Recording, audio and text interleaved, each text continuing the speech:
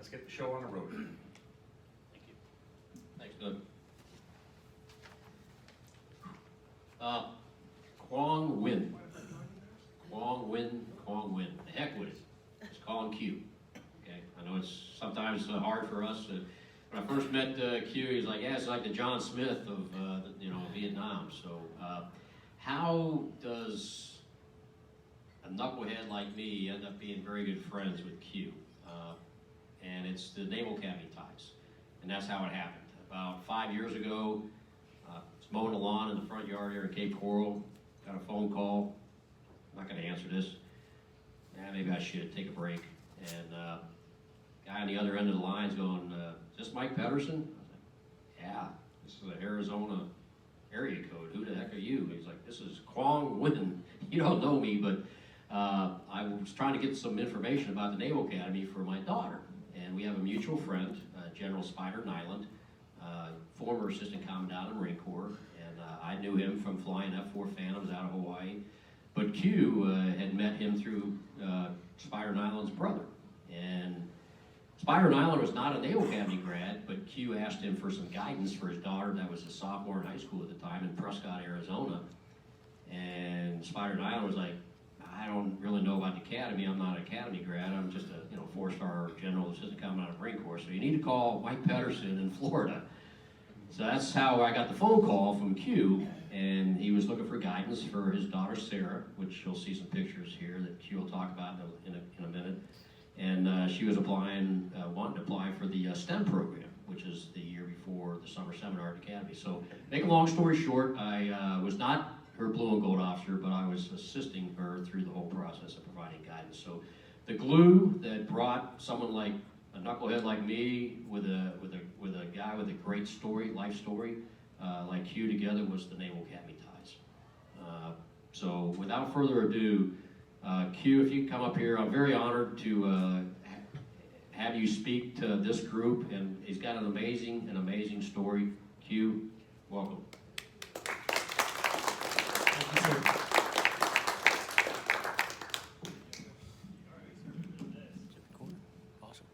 Good afternoon. It certainly is an honor for me to be here. My voice is a little raspy because of the cold I got a few days ago.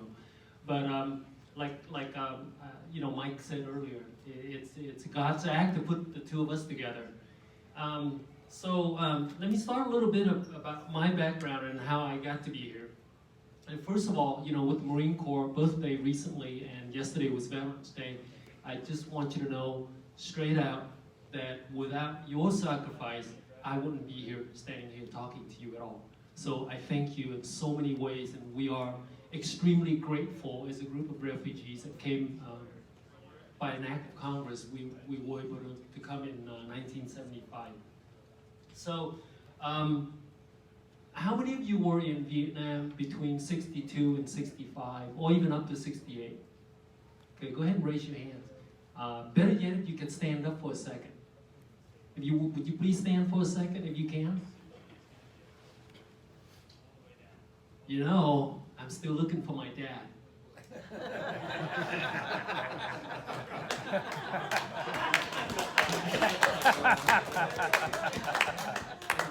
You didn't think I get to be 6'1" by eating rice, did you?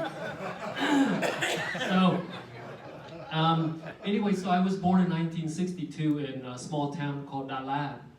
And Da Lat is about 200 miles northeast of Saigon.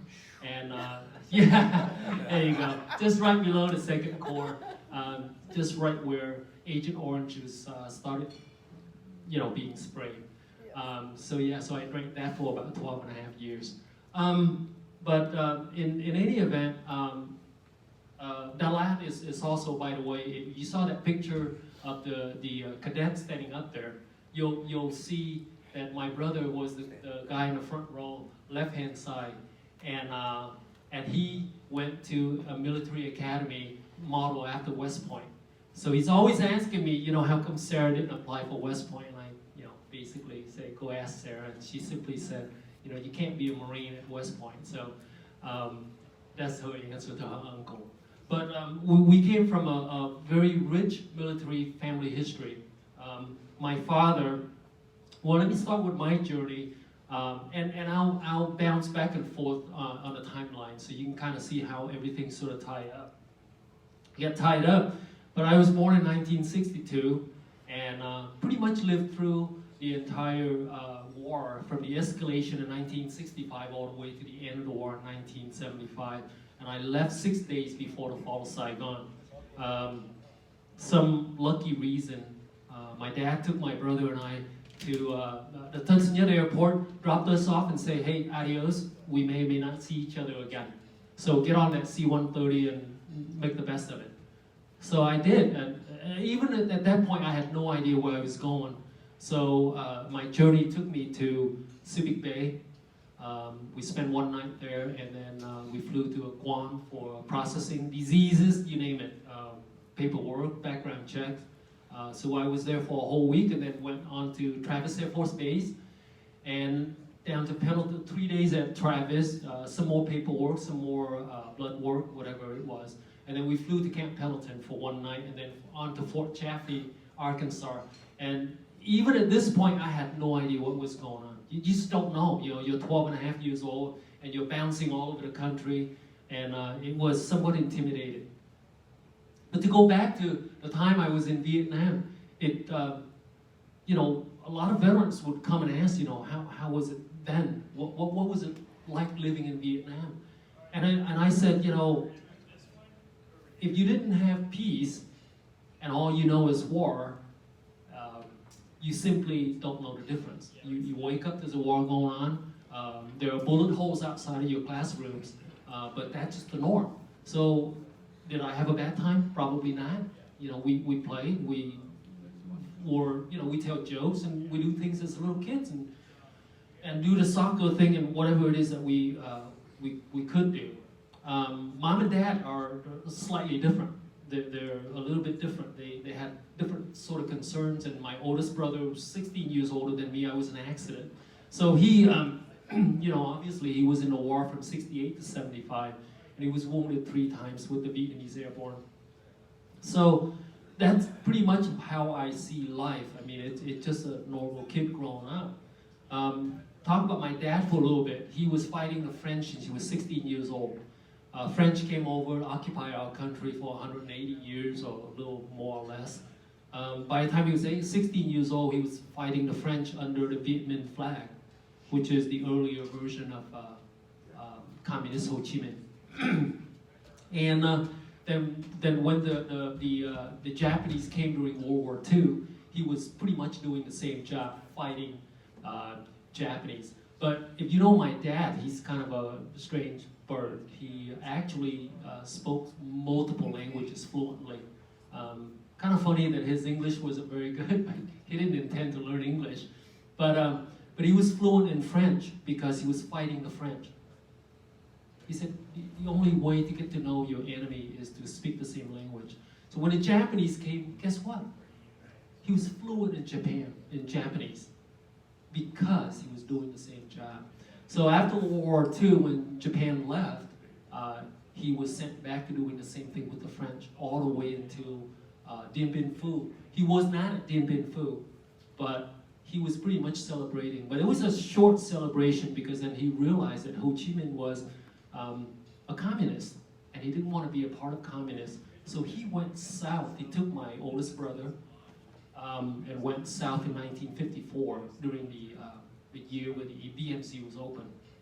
He went south, joined the ARVN, went to a military academy, graduated, commissioned as second lieutenant in 56 or something like that. And from that point on, he fought in the war to the very end of his career, which is 1973. So he retired as a lieutenant colonel. And you know, it was, you know, in the last few years of his career, he actually taught political science to the various military academies around Saigon and so on. So he was involved with that, and he was not a popular guy with the communists, because he wrote articles and books, and they're all anti-communist. So he was not a very popular guy. Near the end, before I left, we actually burned 4,000 books that he had written. Actually, one book, but we had 4,000 copies left. And we had a 15-gallon barrel in the backyard, and we were burning our books, because because we wouldn't want them to get in and find that, you know, Dad taught political science. Dad is anti-communist. He wrote a book called What is Communism? And the reason he wrote that, because he spent so many years under Ho Chi Minh fighting with the Vietnam. So he wrote a book about how horrible life was. And you know, I talk to my mom all the time. I mean, life was just horrible under communism when she was actually born in Hai Phong. And if you're a Navy pilot, you flying in Vietnam, you know exactly where Hai Phong was. And my dad was born in Hanoi. So we're, you know, genetically, we all came from the north. We speak the northern dialect and so on. So that's pretty much it. And Dad was pretty much a role model for the rest of us. And my brother in 1966 went to that military academy up there, graduated, went to an airborne unit and served with 3 injuries all the way to the end of 1975. And then I had another brother who became an Army medic as well. So, and he came in late in the war. He turned 18 in 1973. So his war story is short, you know, just 2 years before the fall of Saigon.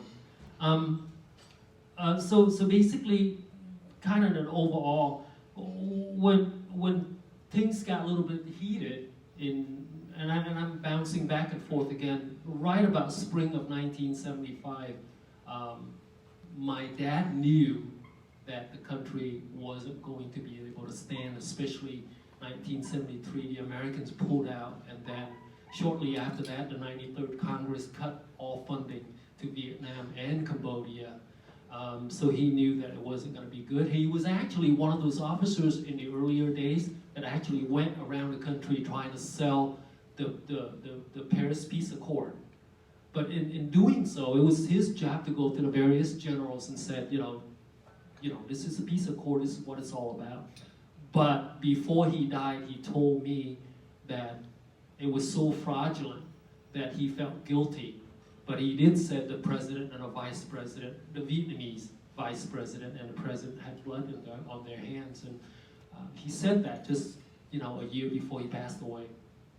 So we can kind of understand what's going through. And as much as you want to take politics out of these, out of the Vietnam War, you can't help because politics involved in the Vietnam War. And that sort of made me who I am today. And so, yeah, but the funny thing about politics is, to me, in this day and age, it doesn't really matter which side of the fence you're on.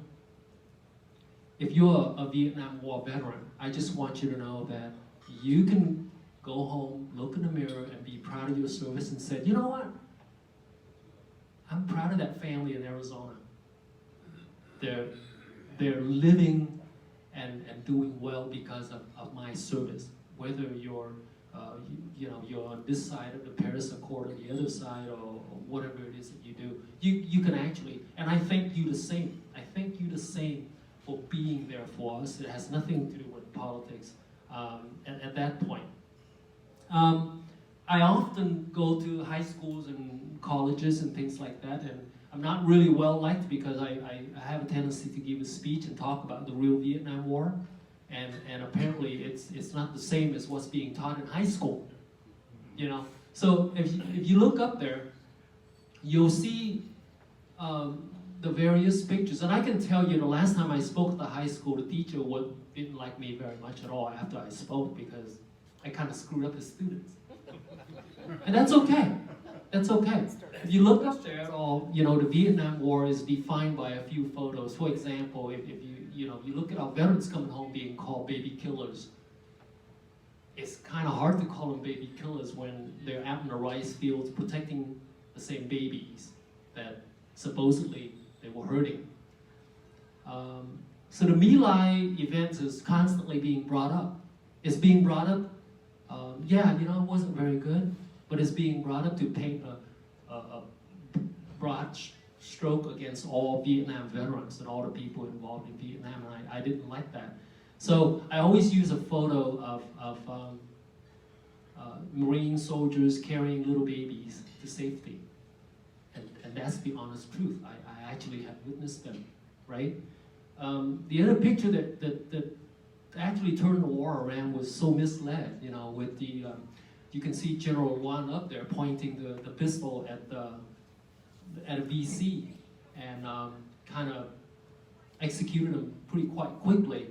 And that picture, went back to the United States, and the story is that, look at how brutal these people that supposedly were supporting, and look how brutal they are. I mean, they're executing, their enemies, and so that picture was extremely misleading. So if you know the history behind it, you'll know that an hour before that VC went into his friend's house, who is an army colonel, executed the colonel, his wife, and all the children, including some of the in-laws. And that guy was caught, and within the hour he was executed. But the story before that was never told.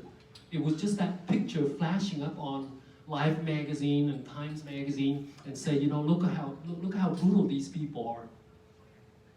So it's extremely misleading. Here's a picture of your baby killers.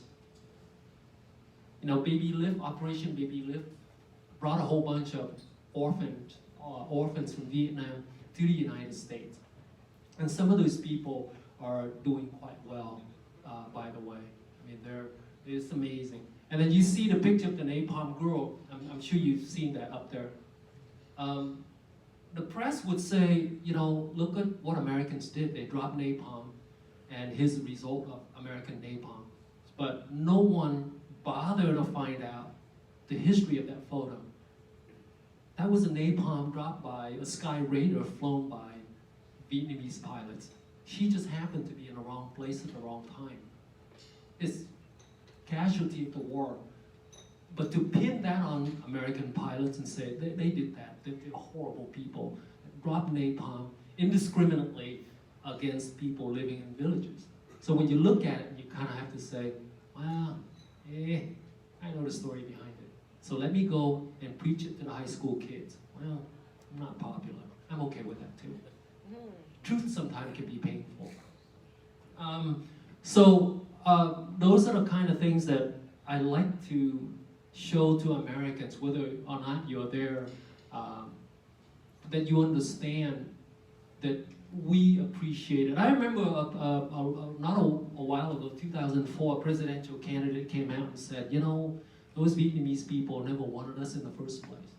Well, nobody ever came and asked my family how I felt. My brother fought right next to 101st Airborne for 7 years.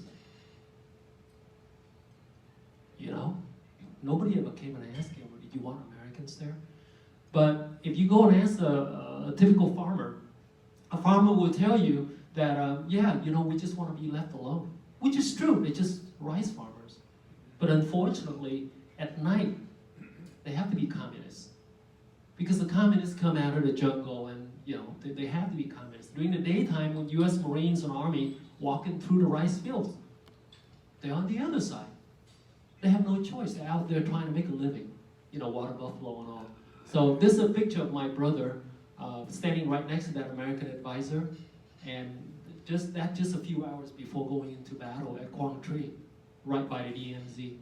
And a soldier was kind enough to take that picture and gave it to him, I want to say 4 years ago. It was only 4 years ago that he got his picture on the battlefield. And of course there's me fishing a couple of days ago. But, all of you have laid down a foundation for us to be good citizens. And how good are we? If you look at the 4 U.S. generals that we have today, all 4 were little kids that either boat people or coming out of the C-130. We got a Marine general, a brigadier general. We got recently, like a month or 2 ago, an admiral, also a refugee from Vietnam. And then you have 2 Army generals, I believe, a major general and a brigadier general. And so when you look at it, you have to look at the blessings that you brought these people in, and they're extremely, extremely productive, and they appreciate Americans to no end. It's just amazing. If you look at my family, we don't see ourselves as Asian Americans. We are Americans. You know, we just happen to be born. Now, a couple of weeks ago, this is recent, I was at a dinner. I can't mention the association because I'm a board member of the association. And this gentleman was supposed to be updating the border policies to us, you know, because I live in Arizona. So border security is extremely important. And instead of updating us with the border security system, he started to go into the cultural thing. And I'm okay with that. I mean, people say things, you know, and he got up there, and of course he doesn't know the guy sitting back there is a board member. So he goes off by saying, you know, these people that came from third world country, they're just not like us. They can't assimilate. They're just not like us. And he went on to say that, you know, they owe their allegiance to their parents in their old country. They'll never be like Americans like us. So unfortunately for him, I had to give an award. So I got up and I, you know, looked at him and I said, you know, I was born in a third world country. I seem to have assimilated quite well. As a matter of fact, I'm a board member of this organization. So, you know, he didn't look at me because he kind of like, oh, I blew it, you know. So, and that's okay. I mean, there are people that owe allegiance to somebody else, and we all know who they are and what they do and whatever. But I think I can only speak, and I'm not even going to speak for the Vietnamese community, but I can speak to my observation of that community, which is basically, we became Americans. There are hundreds and hundreds of thousands of Vietnamese who are in, you know, EMS, police officers, in the military, and you know, my daughter being one of them. And by the way, I mean, by the time she was 8 years old, she told me, you know, Dad, I want to go to that Navy college. She was 8 years old, and she never changed her mind. And I think it's because of the examples that you put up with your life that makes somebody that was born here, first generation American, to say, you know what, I'm going to be like one of them. I want to be like them. And so she did it. She did it. Unfortunately for Mike, she's not going Marines, but she's going sub-Marine. So there you go. And so I want you to understand that we're immigrants, but at the same time, we understand the value of being an American, and we love the Constitution, and some of us do swear to defend the Constitution, just like you have, and just like you're doing. So let's see, what else? Oh yeah, one more thing. The two little things before I'm done here. I used to be a teacher. I taught at a college for a couple of years. And the only reason I stopped teaching is because I was starving. So I couldn't teach anymore. But you know, a couple of years ago, somebody came up to me and said, hey, the United States is ranked number 21 in the world when it comes to math, science, and all the education and all that. How do you feel about that? You know, you're an immigrant. How do you feel about it? And actually, it was a question during the speech. So I simply said, well, you know, last I looked, I know we're ranked 21, which is absolutely horrible, people. But last I looked, we're the only one with the space shuttle. The rest of the country are still trying to buy stealth technology off of us. Everybody is still buying science off of us. So I know we're dumb, but I don't know what's going on here. And I said, we are so dumb that we're still protecting a whole bunch of countries with our troops being there. So how do you make the connection to being dumb to, you know, having the best science, the best medical technologies, and so on? So that's just my observation from being someone outside, being born outside of the country. So that's my view on education. But I want to read this letter to you. And this letter was written on April 30th of 2019. And I belong to a group of veterans that, even though I'm not a veteran, never served. But this email reached my box, and so I had to read it, if you don't mind. It's only a few seconds. At this time, 44 years ago, we were again on the USS Blue Ridge, We had landed early, around 15:30, after completing the evacuation of Tan Son Nhut airfield and thinking we were done.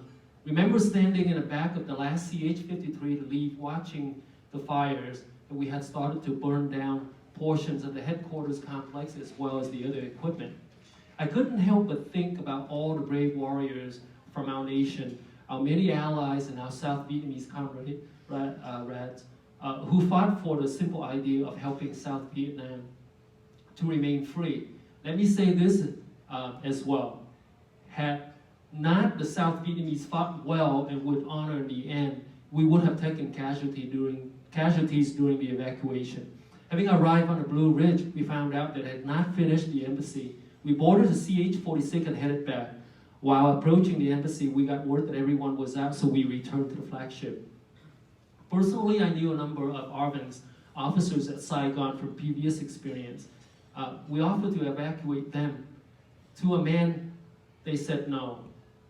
They had promised they would fight to the end. Interestingly, I maintained some contact with the ARVN Marine Company commanders who were still fighting as the guerrillas in the I Corps during the period leading up to and after the evacuation.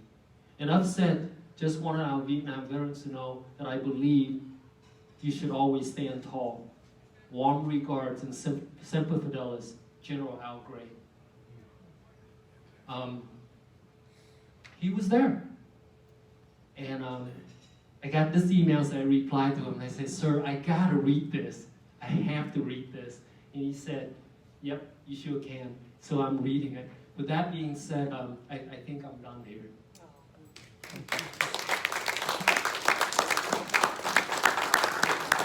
Thank you so much for your service. Any questions for our speaker?